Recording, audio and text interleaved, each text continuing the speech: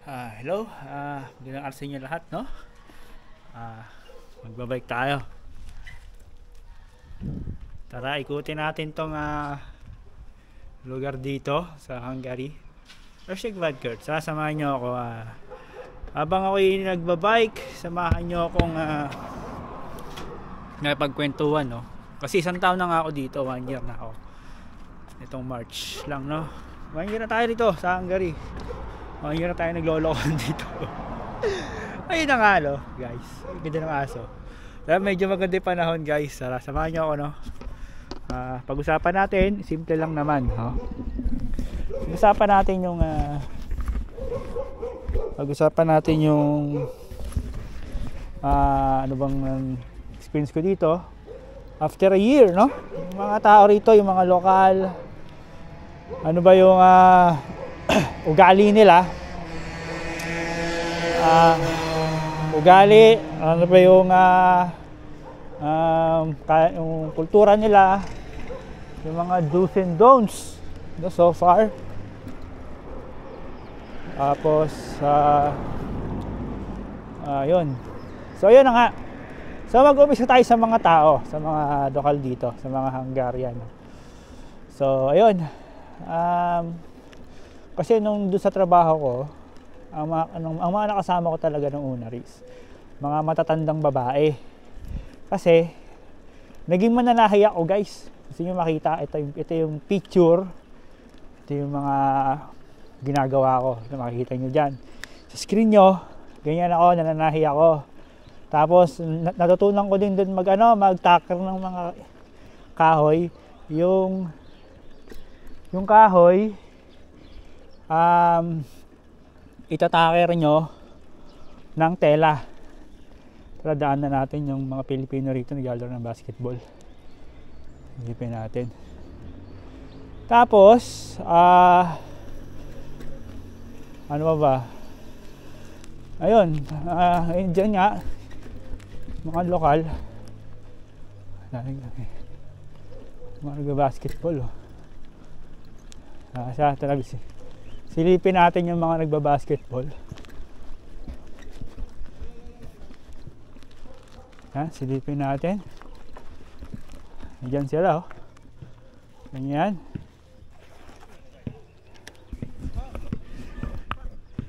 Yan yung mga Pilipino. Pagka maganda panahon, nagbabasketball yung mga yan.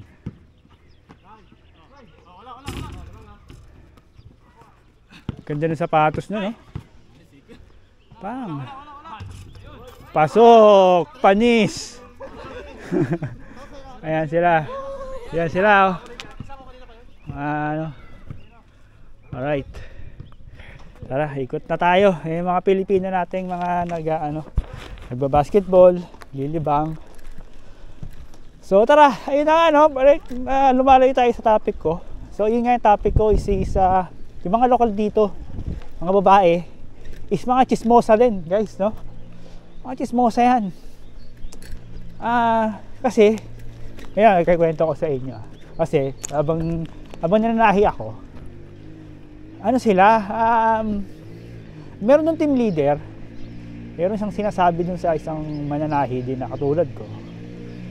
Siyempre Hungarian, hindi ko maintindihan yung sinasabi, pero nakikita ko yung facial expression nila. Alam mo yung parang natatawa sila, natutuwa. Ayun, tapos nagkikwentuhan sila. Tapos tawa sila ng tawa. Alam nyo, wala lang natapos na trabaho yung nagchichismisan. Tapos yung promotor pa, yung team leader,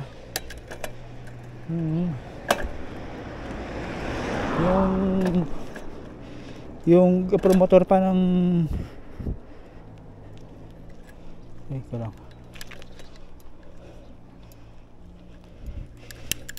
Mali yung napindot yung. Ayun. Sorry guys, naputol yung video kasi nasira yung gear, yung cambio ng bike ko.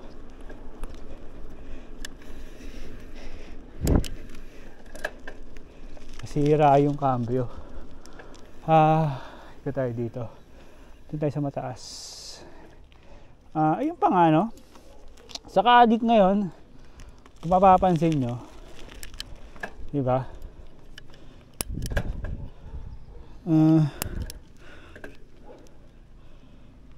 Kung mapapansin nyo, kung mapapansin nyo, ito na nga, no? Sorry guys kasi nasira yung camping natin kanina. Ay, naputol yung video.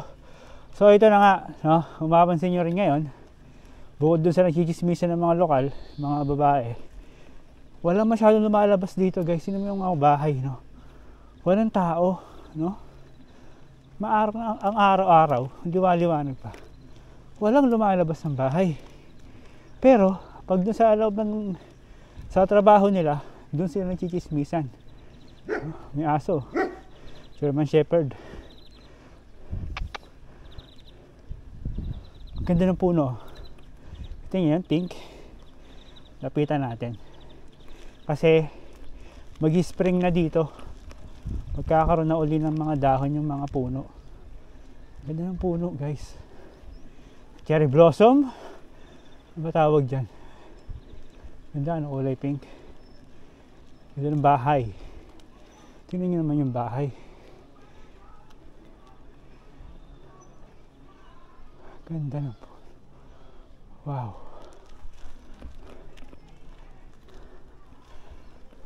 Hello, Sia. Nice tree. Yeah. Beautiful. Yeah. Oh my God.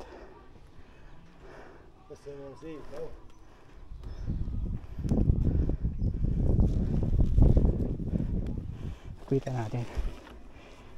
Ganda ng bahay. Ayan, ganda oh. Hello. Ano yung puno?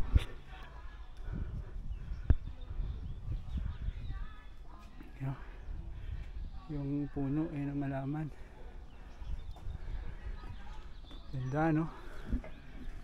Ganda ng bulaklak.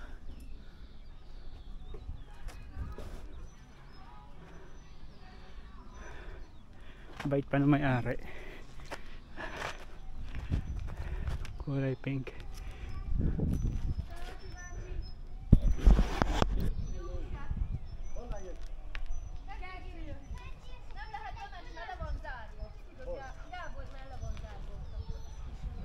Masyad. Tara, kwentuhan na ulit tayo.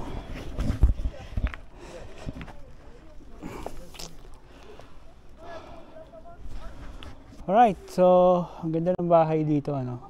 Kung makapansin yung mga bahay dito sa lugar namin, sa pelikula nyo lang yung nakikita, no? Yung mga magagandang bakod sa bahay.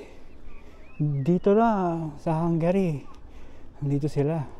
Hello, nandito sila. Magagandang bahay, gaganda ng mga bakod, may mga puno ng pine tree, gaganda ng hardin, diba? Napakasimple lang ng mga bahay dito eh. May aso pa oh. Diba? Ito ang bahay ni parang dollhouse, no? Hindi pa tapos ayusin siguro yan. Yan oh, parang dollhouse oh.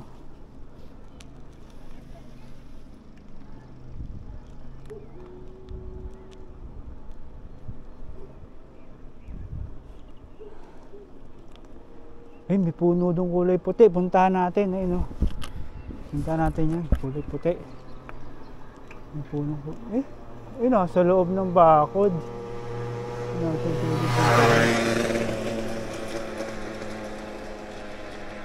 Siyastok, hello. Siya.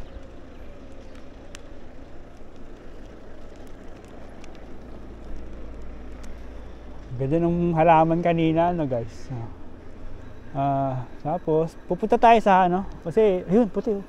Ganda ng puno oh. Kulay puti. Ganda ng puno, kulay puti. May daanan natin yan guys. Ayun, hindi ko ba nakita ako doon? Yun, yung mga kultura nila. Ayun. Alam mo itong mga Hungarian pala guys, no? Hindi sila naliligo. Naliligo sila, no? Pero 2 to 3 times a week lang. Siya stock 2 to 3 times a week lang sila naliligo, no? Ganun sila katipid sa pagliligo. Bakit naman? Siyempre may reason naman yan, no? Bakit ganun lang sila naligo sa isang linggo?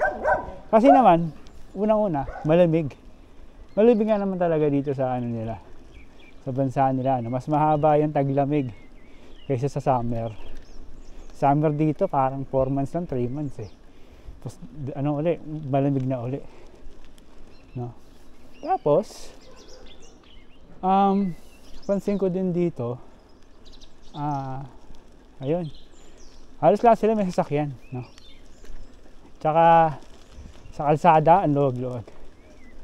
Luwag yung kalsada dito. Hello. Maluwag yung ano rito, yung kalsada. Tapos walang traffic, no? Walang traffic dito. Yan ang maganda dito eh. Ito yung papuntahan namin nakaraan eh. Ano na dito, parang ano na, yung farm. Isang malawak na farm. Sa malawak na farm na yan, mayroong diyang hindi man nasakin ito. Yan. Yan, no? Yung mga puno. Isang malawak na farm. Pag tag-init, ay, putik. Pag tag-init, tuyo yan. Ngayon kasi basa eh. Nag-i-snow kasi yung nakaraan dito, tsaka nag-uulan. Ayan. Pakalawak. Tapos, ayun, isa pa, racist, no? Mga racist. Meron ding mga racist dito. Hindi naman maiwasan yan. Halos lahat naman ng bansa may ganyan eh. Meron mga racist talaga. Mga, hindi kanya gusto. No, plastikan kaya plastic, orakan, gano'n. Plastikan lang kayo. Nakaranas ako dito. Lalaki kasi yun, lalaki mapapos matangkad pa. Ano bang laban ko rin, malaking tao yun. Diba?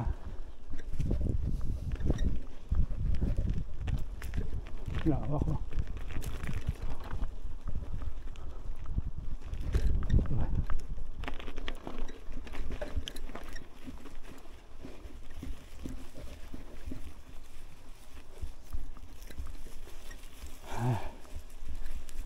Galing. Ay. May mga puno doon, kung makikita nyo. Meron din dumadaan ano dito eh. Tawag doon. Deer. Usa. No? Nakikita nyo itong halaman sa gilid ko. Ito na sa gilid ko. Ayan. Yung mga puno na yan, man-made na yan. Kasi ang pagkakatanim sa kanila pantay-pantay, no? Pantay-pantay yung pagkakatanim sa kanila. Tama ba dinadaan ko? Tama ba dinadaanan ko? Baka naman.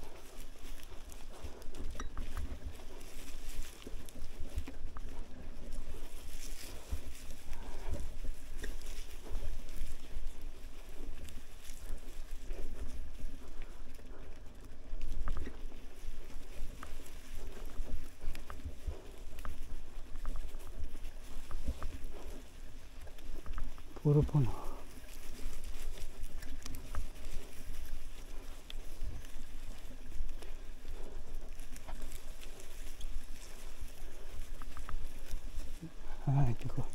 Hindi ko alam kung nasaan na ako guys, no? Naliligo na yata ako.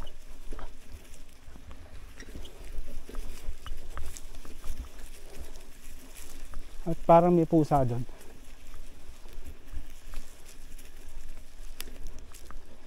Dito walang ahas. Walang ahas dito.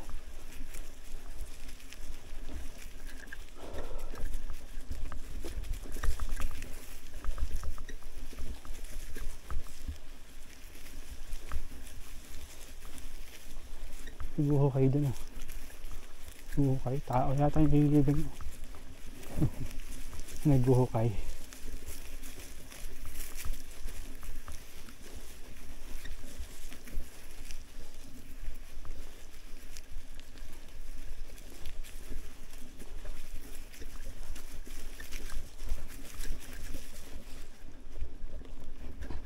Pagod din. Parang wala tayong mapupuntahan. Balik tayo.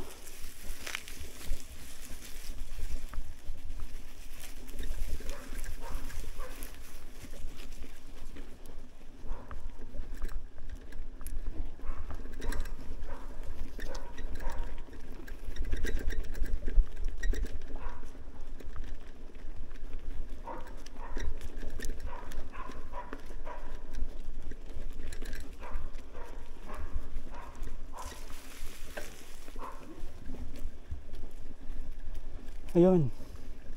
Ano pa ba? Yan, mga races sila yan. Tapos, ayun pa. Ano naman tayo ng topic na iba naman. No? So, gusto ko lang i-open sa inyo. No? Gusto ko lang i-share yung opinion ko dun sa mga kabayan natin na nagra-run away. Ano ba yung run away? Sila yung mga taong nabigyan ng oportunidad sa pagtatrabaho sa abroad. So somehow meron silang reason na hindi nila nagustuhan or ayaw nila magtrabaho sa kumpanya na yon, or nabababaan sa sahod, or may problema personal, or may kaibigan na doon sa country na yon. Ganon. Kaya nagagawa nilang lumipat ng trabaho. Lumipat trabaho, tapos yun na, mag-run away sila. Tumatakas sila sa employer na walang paalam, nag-aawol, absent without leave, no? Ayun yung tawag doon. Nag-leave sila na walang paalam, tapos mabalitaan mo na lang nasa ibang bansa na. Ano bang masasabi ko doon? Kasi nga, ba't yun na nagagawa yun? Una-una, syempre nga, parang ako, dito, sa grupo namin, may nag-run away na, no? So, bago siya mag-run away, parang niligaw niya kami. Sabi, mayroon siyang sinabing Croatia, Italy, Spain. Pero more talagang Spain siguro talaga yan. So, yun. Siguro, kung nasan ka man, sana maganda yung napuntahan mo, no? Maganda yung nakuha niya ng trabaho. Ganda.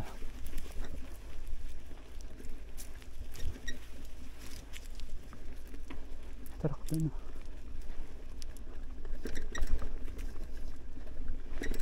Ayun.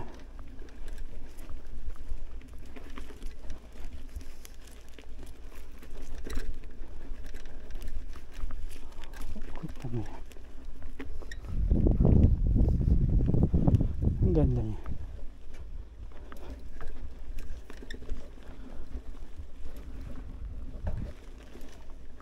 So, may truck sa likod ko,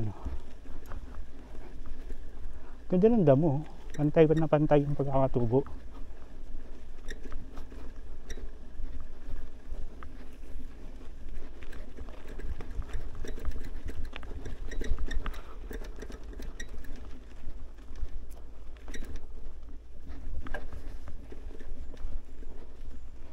Ayun, ito yung sa kabila. Sa likod ko, may sasakyan. Hindi ko alam kung ano yan. Ayun. Tapos ito na nagagawa yun niya, gano'n na. Hindi naman sinasabing bawal mag-run away, no? Pero totally real talk naman talaga, no? Meron talaga yung specific na country na tinatanggap yung mga TNT, no? Alam ko 3 bansa yun eh. So hindi pa naman ako nakakapag TNT, pero base sa mga naririnig ko sa mga balita, so ito na nga. So sabihin ko sa inyo, number 1 is Spain, yan. Sumunod Italy, Tapos yung iba sa France, yan. France, Italy. Yan, dyan. Yung mga may nag-run away. No. Yun lang yung pagkakaalam ko na legal yun talaga yung ano. Pero 100% talaga sa Spain. Yan. Ang TNT tinatanggap nila ron. Meron pa nga silang law dun para sa mga TNT. No. Alright. Kasi bakit naman? Bakit tumatanggap ng ibang country? No? Kasi yun nga, yung manpower, nagkakaproblema sila. So napakakonti na lang ng mga lokal na mga worker ang gusto magtrabaho sa bansa nila. So napipilitan sila tanggapin yung mga foreign worker. Like ako, mga Pilipino, mga Chinese, Vietnamese, Indonesian, yan, napipilitan sila. Hello. Ayun. Kaya ganun sila. So, yun. So, dito sa Hungary nga pala, no, yung sahod dito nasa, nasa 700 euro na, no. Tumaas kayo kasi. Pero, ayun, kami, hindi namin nararamdaman yung 700 euro. Although, mas mataas kami sa 700 na tatanggap namin. Pero, siyempre, no, much more na lang kung talagang tatanggap namin yung 700 euro na yun.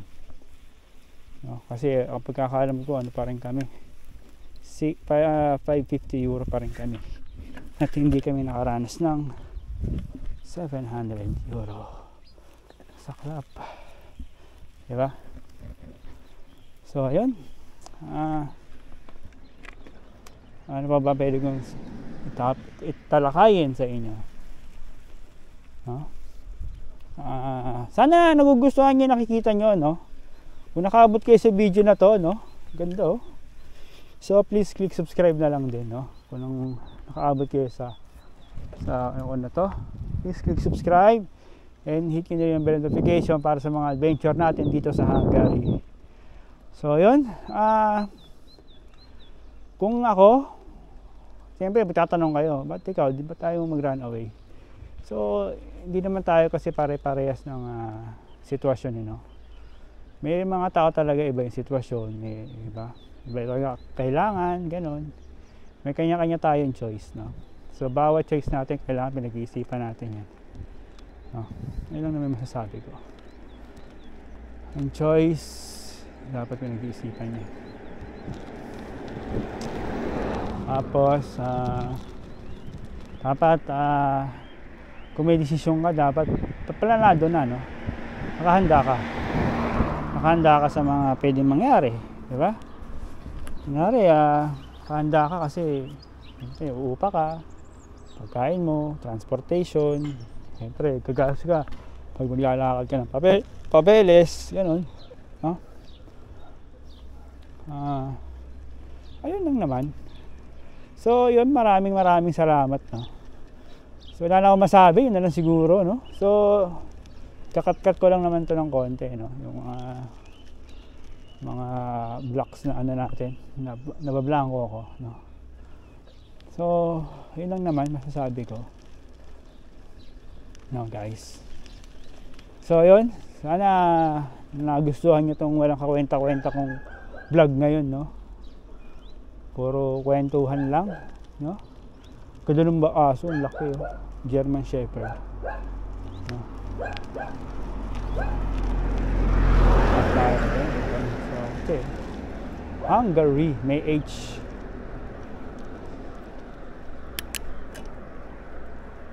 Ayun.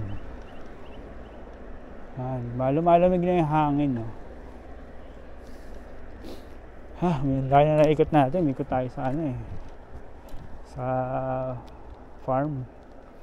Ito nyo yung farm, ang laki, no? So, dito na ulit tayo sa yung parang village. Kurt Village. So, yun na nga, no? Parang wala lang sasabihin sa inyo. Masyado na mahaba yung video ko. So, kung nagustuhan nyo yung video ko, walang kwenta ngayon. So, hit nyo ng bell notification para sa mga ganitong kwentuhan, no? Adventure natin dito sa Hungary. So, yun. Yun naman. So malapit na ako sa bahay. So yun,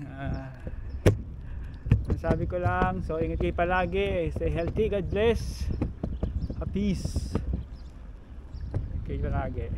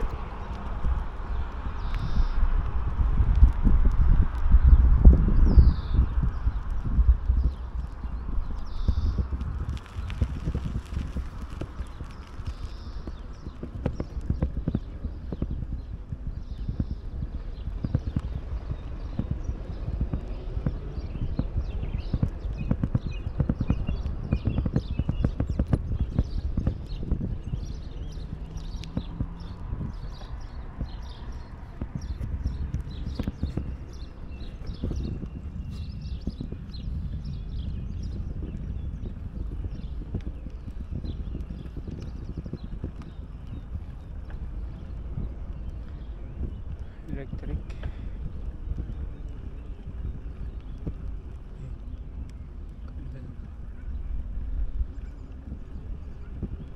Ibon, kalapate.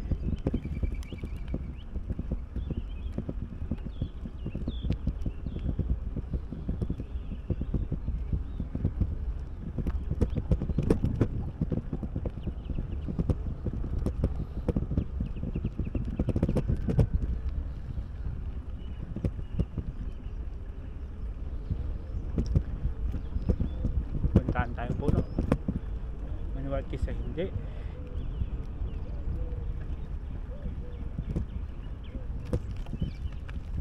Puting puno, kulay puti.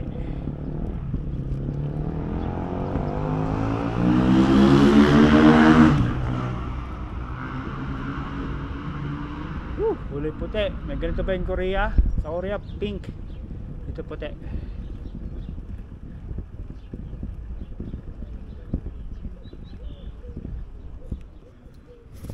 Puti.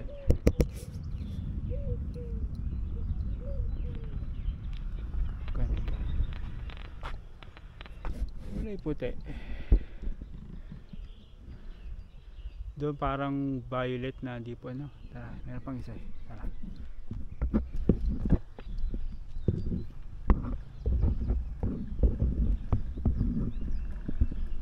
Ganda lang po ng halaman dito, no?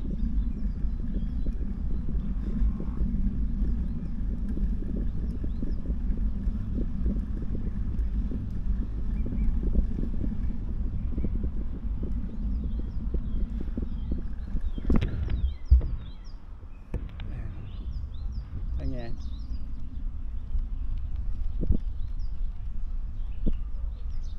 Ganda. Ganyan siya. Kaganda.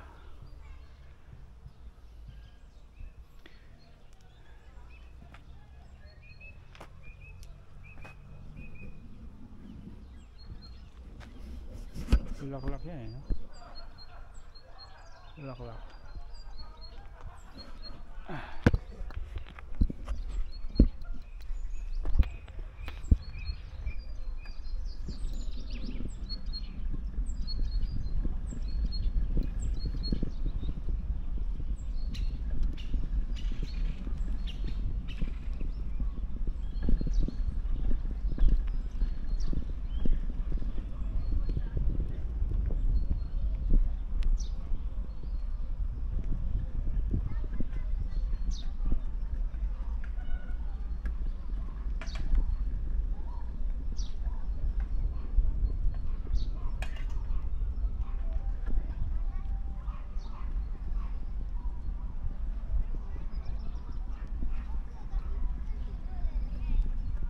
Yan, galing. Saan niyo yun?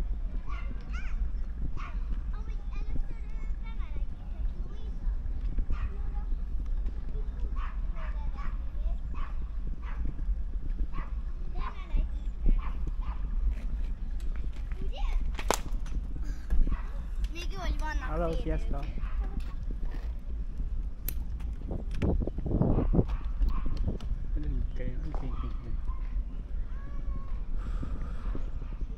Isang kamay lang. Yung bahay. Tingin yung bahay. Ganda, no? May dilaw. Ang gusto ko lang i-tour nyo. Bike tour. Walk tour.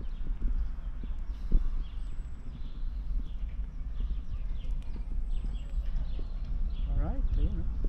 Okay. So, di pa natin nalibo talaga yung Airshed Vodka. No? Lilibutin natin to sa mga susunod kong vlog. Samahan nyo ako mag-bike at magkwentuhan, chit-chat ng konti. Yan, ito yung clinic. Diyan ako nagpabunot ng ipin. Ay, nagpalinis ng ipin. Yan. Ito kanina yung court dyan kanina. Yan yung clinic. Kung saan, kung may sakit ka, diyan kukuha ng sick leave, ng center. Yan.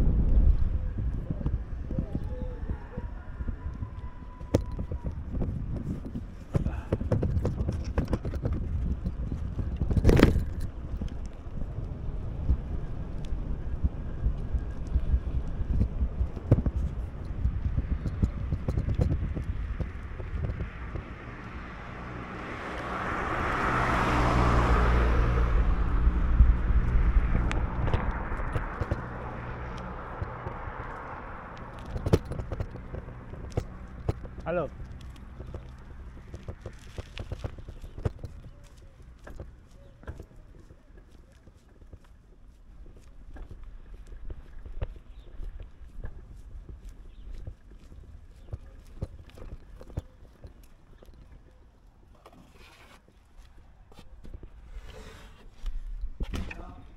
Sinipa.